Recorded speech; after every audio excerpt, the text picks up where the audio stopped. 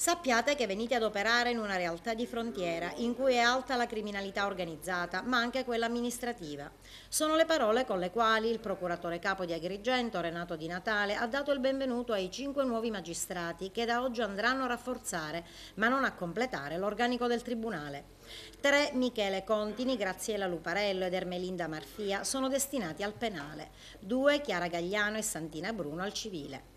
Nomine che restituiscono efficienza alla macchina della giustizia dopo i timori avanzati dal presidente Luigi D'Angelo a seguito di recenti trasferimenti di magistrati in altra sede. Timori fugati, come sottolineano il procuratore Di Natale e il presidente dell'Ordine degli Avvocati Nino Gazziano.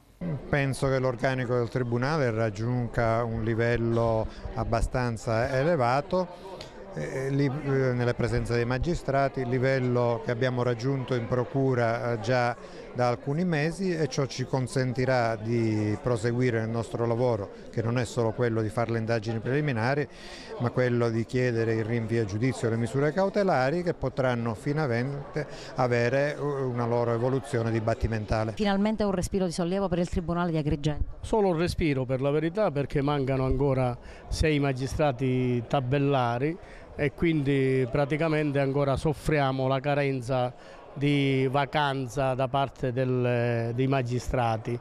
Abbiamo risollecitato per l'ennesima volta il Consiglio Superiore della Magistratura e tutti gli organi competenti a che si attivino e coprino subito e immediatamente tutti i posti vacanti del nostro Tribunale. Speriamo che lo facciano al più presto. Per i 5 una nuova esperienza in una realtà, come l'ha definita il procuratore Di Natale, tradizionalmente di frontiera. Già siamo arrivati e abbiamo visto che ci attende tanto, ma cercheremo di fare del nostro meglio, anche se siamo giovani, per cui dobbiamo acquisire ancora un po' di esperienza. Cosa si attende da questo arrivo ad Agrigento? Ma spero di dare il mio contributo e di essere all'altezza. Dottoressa, che esperienza si aspetta qui ad Agrigento? È un'esperienza importante, sicuramente poi essendo la prima sarà ancora più importante. Questo è un bel tribunale, una bella città e mi auguro che vada tutto bene e di rendere un buon servizio soprattutto a questa città.